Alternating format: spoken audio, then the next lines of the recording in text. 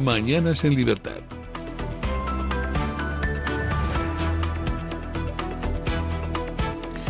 8 y 1 minuto, 7 y 1 minuto en las Islas Canarias. Me gusta ser especialmente precisa con lo de los minutos. Vamos un minuto tarde. ¿Por qué? Pues porque hay que ser honestos también con la hora. A mí me pasaba, don Eric Gutiérrez, buenos días. Buenos días. Me pasaba con mi madre que me despertaba cuando eran las 8 de la mañana y me decía, pero que ya son las 9. Entonces te levantabas ahí con el corazón encogido diciendo, voy una hora tarde. Y no era verdad. Por suerte siempre había alguien en la radio diciéndome la hora auténtica, la hora verdadera. Es que la radio es verdad, doña Carmen. Y sobre todo es el medio de comunicación más honesto que existe y en el que muchísimas personas se sienten acompañadas durante muchísimo tiempo.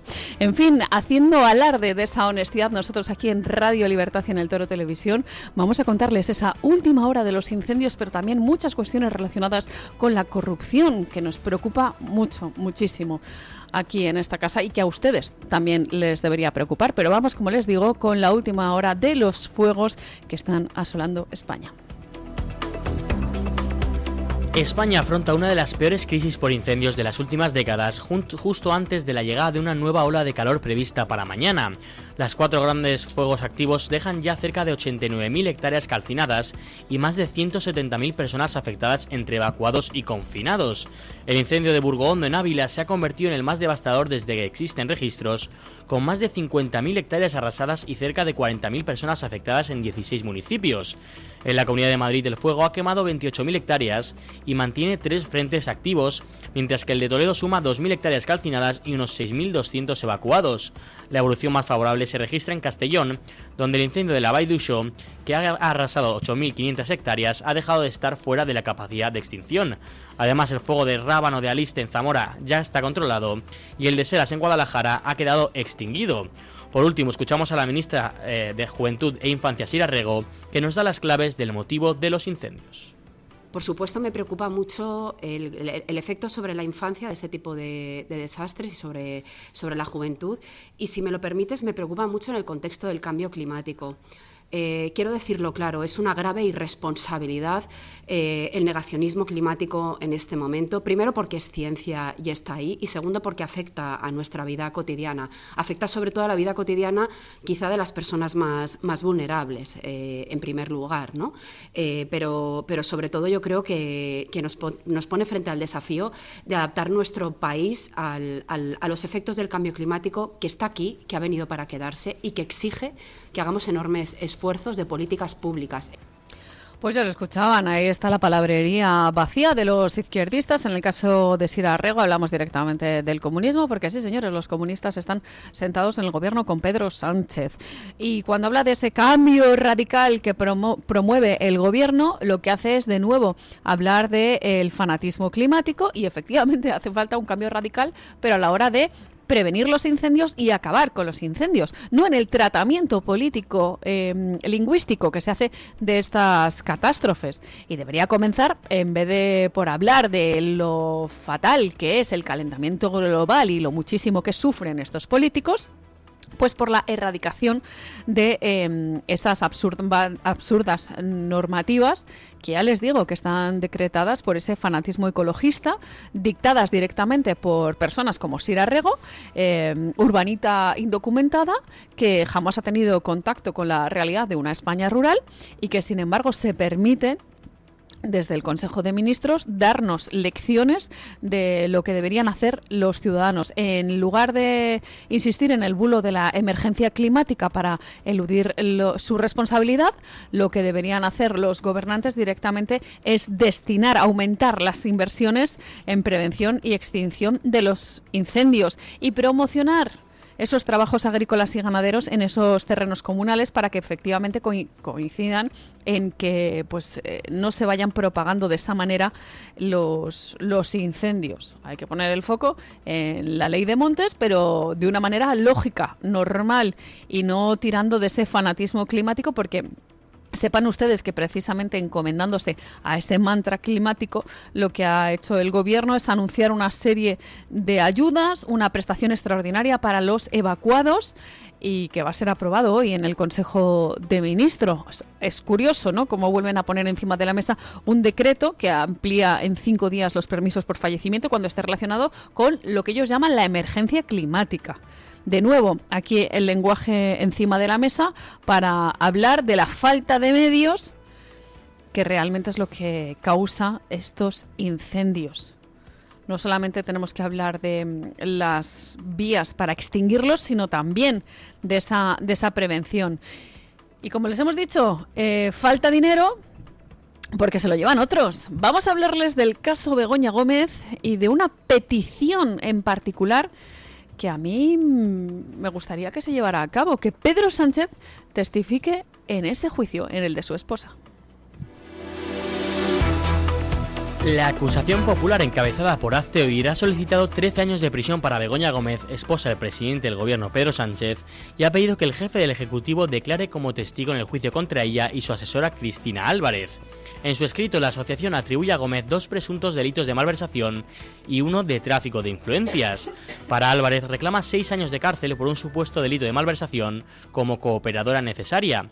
Inicialmente, Hazte Oír reclamaba 24 años de prisión para Gómez y 22 para su asesora. Sin embargo, el juez instructor Juan Carlos Peinado instó a las partes a reformular sus escritos de acusación de cara al juicio conjurado, después de que la Audiencia Provincial de Madrid archivara los presuntos delitos de corrupción en los negocios y apropiación indebida que se atribuían a la esposa del presidente. Asimismo, la acusación popular solicita la declaración de Pedro Sánchez como testigo al considerar relevante su relación con la acusada y la utilización de la Moncloa como ámbito relacional del proyecto. Bueno, como la gente se olvida de prácticamente todo y si encima perjudica al PSOE más y más, tenemos que recordarle que también Felipe González pues tuvo que hablar, ¿no?, por los famosos crímenes de los Gali. A mí me parece bastante lógico que el presidente del gobierno testifique en el juicio contra su esposa. Que cuente en particular pues cómo era su relación. Luego empezarán las discusiones de si ese juicio tiene que ser a puerta cerrada, cómo va a ser la puesta en escena, etcétera, etcétera. Pero me parece fundamental que comparezca Pedro Sánchez y por esto debería ser preguntado hoy en particular, porque ya saben ustedes que se celebra el último Consejo de Ministros antes del verano. Por así decirlo, Pedro Sánchez se va a enfrentar a una rueda de prensa, comparece en Moncloa. Podrían los periodistas preguntarle por esto o por otros muchos casos, porque, por ejemplo, no ha dicho nada de la condena a su hermano, a David Sánchez. Tampoco ha dicho nada de la apertura de juicio oral a su mujer. Podría hablar, por ejemplo, de las novedades del caso Plus Ultra a raíz de lo que ha dicho José Luis Rodríguez Zapatero o lo que no dijo en Televisión Española. Hay muchas preguntas concretas que se le podrían lanzar directamente a Pedro Sánchez, preguntas inaplazables a las que debería hacer frente como presidente del gobierno. Claro, aquí está la duda sobre si los periodistas van a hacer esas preguntas, pero desde luego la opinión pública merece esas respuestas. Cuando se habla de esa rueda de prensa que sirve de balance antes del verano, pues quizás cabría dejar un tiempo prudencial para hablar de los casos de corrupción que afectan al sanchismo, casos que han tenido el gobierno pues más ocupado en defenderse y atacar que en gobernar, porque claro, todo el tiempo que ha tenido que dedicar Pedro Sánchez a zafarse de todas esas acusaciones que le señalan directamente, es tiempo que no ha dedicado, por ejemplo, a cuestiones tan importantes como los presupuestos generales del Estado. Pero claro, ¿qué va a decir en esa rueda de prensa? Pues ya les digo yo, o ya les adelanto que va a volver a tirar de retórica para alardear de cómo España está siendo una potencia importantísima a nivel internacional, de esos avances en derechos sociales. Siempre dicen absolutamente lo mismo, de que ellos están intentando frenar a la ultraderecha. Pues el discurso clásico vacío de Pedro Sánchez, esos presuntos éxitos que nos vende el sanchismo para intentar justificar que siga en la Moncloa. Él dijo que iba a agotar la legislatura y ya ven ustedes que por parte de la oposición, por parte de Alberto Núñez Feijóo, no hay prisa para sacarle del Palacio de la Moncloa la residencia del presidente del gobierno, que también se ha convertido en refugio de los condenados, que Pedro Sánchez utiliza para ocultar a David Sánchez, que como ya saben ha sido condenado.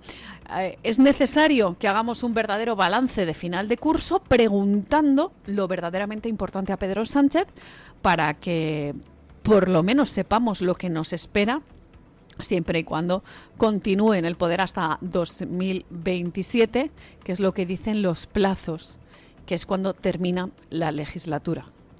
En fin, por suerte, aún tenemos a una serie de héroes, que son los jueces, y que siguen, en principio, desarrollando independientemente su labor. Y les digo en principio porque es algo sumamente preocupante cómo se está persiguiendo directamente a los jueces desde las altas esferas políticas. Nos hacemos eco de una noticia que realmente evidencia la situación en la que nos encontramos. El presidente de la Audiencia Nacional, Juan Manuel Fernández Martínez, ha rechazado categóricamente que en España exista lawfare y ha defendido la independencia judicial al asegurar que los jueces no actúan atendiendo a intereses partidistas y que son ajenos a cualquier tipo de presión política, económica o social. Fernández Martínez realizó estas declaraciones durante una conferencia en el Campus Internacional Ciudad de La Laguna, en un contexto de creciente tensión entre el Gobierno y el Poder Judicial por las acusaciones de persecución política, las críticas a distintas resoluciones judiciales y la inclusión del término lawfare en los acuerdos con Junts. El presidente de la Audiencia Nacional también reivindicó la imparcialidad de la justicia, al sostener que en democracia no se ha investigado o juzgado a nadie por su ideología, rechazando así que los tribunales actúen con motivaciones políticas.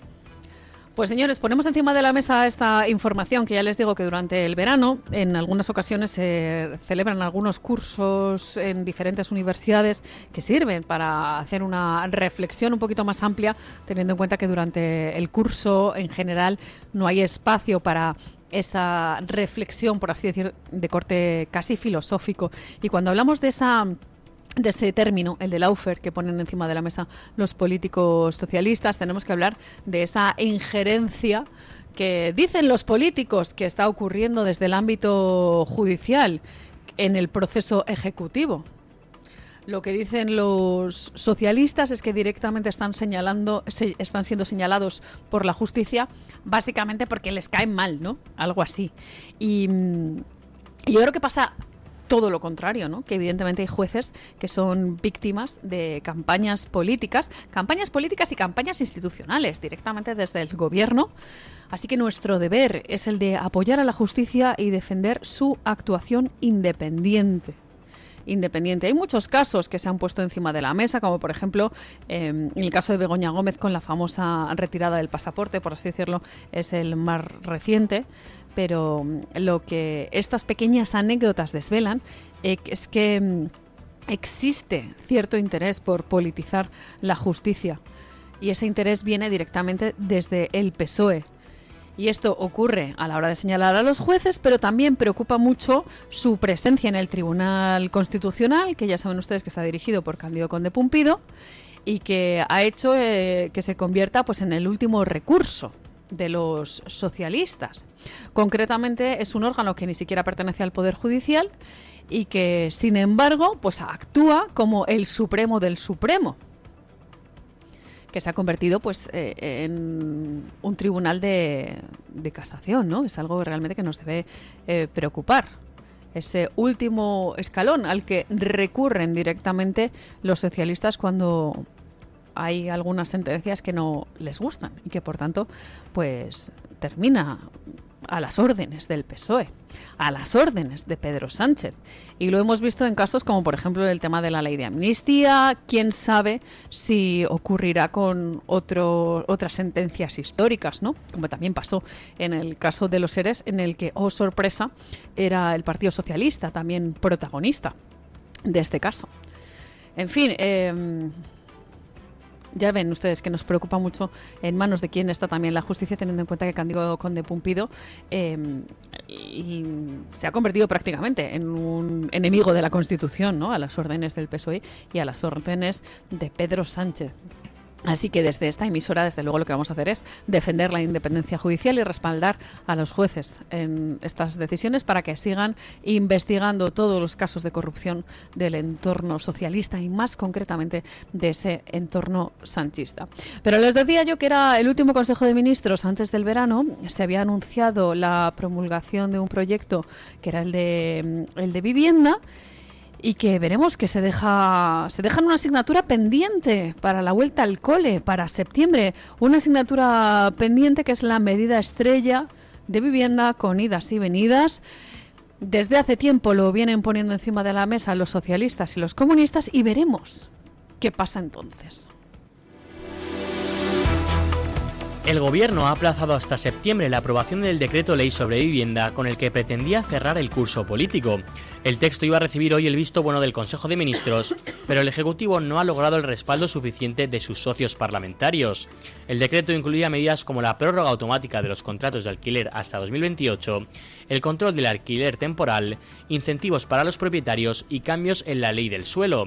Tras varios días de negociaciones, el Gobierno ha optado por ganar tiempo para intentar cerrar un acuerdo. Aún así, el Ministerio de Vivienda sostiene que la responsabilidad y generosidad de todos los grupos ha hecho que el acuerdo esté más cerca que en cualquier otro momento de la legislatura. Pues señores, lo que vemos con este retraso es que hay fragilidad parlamentaria y esto es lo que evidencia el caso de la vivienda. Ya el Gobierno vio fracasar atrás la convalidación de la anterior reforma sobre alquileres por la falta de apoyos de ese bloque de investidura y de nuevo ha vuelto a ocurrir. Es de mal estudiante dejarse asignaturas para septiembre. Esto a mí me pasaba en la universidad y lo tenemos que decir cuando haga balance de fin de curso el Gobierno. Hay que decirles que eso de dejárselo de la vivienda, regular, pero es que no le queda absolutamente otra porque la reforma de la ley de la vivienda con esos vetos cruzados de Junts, de Podemos y del resto de socios de investidura evidencia que la legislatura está prácticamente agotada. Lo posponen, como ya les digo, porque son malos estudiantes, pero este aplazamiento de la ley de vivienda que tenía previsto aprobar este martes no queda claro que vaya a salir adelante en septiembre porque recordemos que no reúne la mayoría suficiente para convalidarlo en el Congreso. Así que lo posponen. Pero esta, que era una de sus principales iniciativas legislativas, me da la sensación de que no va a salir adelante, teniendo en cuenta que las negociaciones con sus socios se han encallado, ¿no? Cuando hablan de la reforma de ley del suelo o cuando hablan de las medidas antiocupación ilegal de viviendas. Dice Moncloa, lógicamente no lo va a reconocer, añade que necesita más tiempo para cerrar ese acuerdo amplio y transversal. Pero, en fin, lo que evidencia es eso, esa fragilidad parlamentaria y que realmente es muy complicado que salgan adelante estas medidas en el Consejo de Ministros antes del parón estival y probablemente después de ese parón estival, porque lo tiene muy complicado Pedro Sánchez, aunque quiera seguir adelante en el poder, porque como les hemos dicho anteriormente, prácticamente no le queda otra, teniendo en cuenta que lo que tiene enfrente es un futuro judicial muy, muy complicado. Y queremos terminar estas noticias haciéndonos eco de una información que nos hacía llegar directamente Vox a propósito de una agresión en Terrassa contra una concejala que directamente vio que las amenazas pasaban a ser agresiones y que es algo que nos tiene que preocupar por ese clima de extrema tensión en Cataluña. Vox ha denunciado la agresión sufrida por su portavoz en el Ayuntamiento de Terrassa, Barcelona, Alicia Tomás, quien según la información fue atacada por un grupo de inmigrantes mientras se encontraba con su pareja y sus hijos menores de edad en un centro comercial. En la denuncia presentada ante la policía local de Terrassa, Tomás asegura que un grupo de unos 40 personas de origen árabe la reconoció a la entrada y comenzó a insultarla y posteriormente la agredió a ella y a su pareja. Vox recuerda que el pasado mes de junio la edil ya denunció la aparición de una pintada con el mensaje Alicia Tomás fascista. Entonces afirmó que llevaba años soportando amenazas, insultos y agresiones por defender a sus vecinos y la libertad. Pues concretamente esto es lo que les contamos de lo ocurrido en Cataluña, y además nos contaba esta concejal que había tardado varios días en decidirse a denunciar los hechos, precisamente por el miedo a esa exposición pública que puede afectar directamente a sus hijos. Finalmente decidió denunciarlo, acudir a las autoridades para hablar de lo sucedido y mostrando directamente esas fotografías de las lesiones. Ya les digo que hay un pequeño cambio cuando hablamos específicamente de lo que ha ocurrido en Cataluña y cómo se pasa de los meros insultos, que ya es una agresión verbal y eso no se debe permitir, pero pasan de los meros insultos a esas agresiones físicas que directamente señalan a los propios protagonistas, ¿no? A aquellas personas que alzan la voz contra el independentismo, que es algo que realmente tenemos que tener claro. En fin, nos acercamos a las 8:30, las 7:30 en las Islas Canarias. Es el momento de poner el foco en la información internacional y lo hacemos hablando directamente de lo ocurrido con lo que está pasando en Oriente Medio, concretamente con la información que tenemos sobre la visita de Benjamín Netanyahu a la Casa Blanca. Hoy mismo está previsto que el líder israelí visite la Casa Blanca y en particular hay una perspectiva abierta sobre lo que pueda decir, los acuerdos a los que se puedan llegar directamente desde Washington. El primer ministro israelí ha viajado a la ciudad de Washington. Benjamín Netanyahu se reunirá allí con el presidente Donald Trump. El avión oficial despegó del aeropuerto Ben Gurion a las 11 de la mañana del día de ayer. Ambos mandatarios abordarán diferentes asuntos estratégicos en la Casa Blanca. Además, los dos líderes analizarán las recientes tensiones en el régimen de Irán. Por otro lado, el dirigente político acudirá al homenaje póstumo del senador Lindsey Graham y además esta nueva visita oficial reforzará la alianza internacional entre ambas naciones. Desde la posesión de Donald Trump como presidente de los Estados Unidos, el líder de Israel ha visitado el despacho Oval en 6 ocasiones. De esa manera, Benjamín Netanyahu encabeza la lista de invitados internacionales del presidente estadounidense. Pues ya lo ven, señores, importante reunión en Estados Unidos, reunión en la que se espera que se abra una ventana diplomática después de esos ataques cruzados que ha habido con Irán y que en un principio hacen que sigamos hablando de esa tensión en Oriente Medio, en esa guerra contra la teocracia iraní. Hay una serie de contactos que siguen indirectamente protagonizando la actualidad en Oriente Medio y hablando de esas tensiones y ese posible acuerdo de paz que no termina de llegar, puesto que el tema del alto el fuego es algo bastante frágil. Y estaremos muy pendientes, lógicamente, de lo que se decida en Estados Unidos, que eso pues hace que realmente nos obligue a poner el foco en esa actualidad internacional. 8:23, 7:23 en las Islas Canarias, momento de ir a la pausa publicitaria, pero antes la información meteorológica. Ya las autoridades están avisando de esa ola de calor que llega mañana mismo, nueva ola de calor que en realidad lo que hace es poner encima de la mesa el clima clásico de este verano, ¿no? De la canícula de estas épocas de altas temperaturas del 15 de julio al 15 de agosto. Preocupa ese calor para la extinción de los incendios y, lógicamente, pues les hablaremos de esto también en la tertulia. Ya lo saben, hoy nos van a acompañar María Jamardo y Samuel Vázquez. Pequeña pausa publicitaria, pero antes la información meteorológica con Izam Garvin.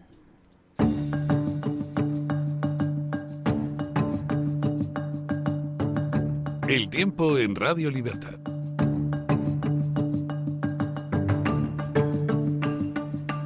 Se mantendrá una situación de estabilidad generalizada dominada por las altas presiones con cielos poco despejados. Las temperaturas aumentarán en la mayor parte de la península en amplias zonas del tercio norte y en el Cantábrico Oriental. Únicamente se esperan descensos en las máximas en el oeste de Galicia. Con estos aumentos se prevé rebasar los 36 grados en amplias zonas del interior peninsular, pudiendo sobrepasar los 40 en las depresiones del sur y sureste, aproximándose a este valor en el Valle del Ebro. Se prevén noches tropicales sin bajar de 20 grados en el Mediterráneo y en el cuadrante suroeste. Soplará el levante en el estrecho y alisio en Canarias con intervalos fuertes y posibles rachas muy fuertes de viento.